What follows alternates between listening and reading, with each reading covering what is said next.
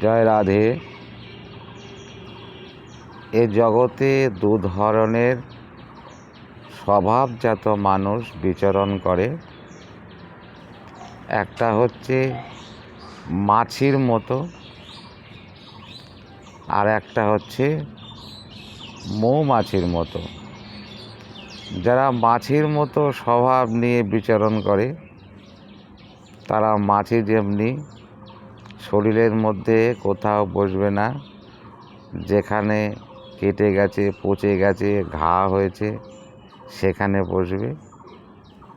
ঠিক তদ্রূপ মাছির মতো যাদের স্বভাব, তারা হচ্ছে মানুষের দোষ কোথায় আছে সেই দোষটা খুঁজে বের করবে, গুণ দেখবে না।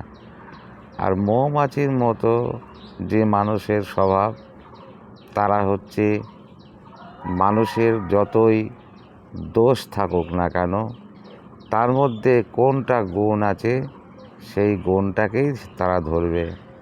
সাধুর স্বভাব হবে এই রকম যে কারো দোষ না দেখে তার গুণ কি আছে সেই গুণটাকে দেখতে হবে, তবে সাধুর প্রকৃত স্বভাব এবং ঈশ্বরের দিকে সে এগিয়ে যেতে পারবে। জয় রাধে।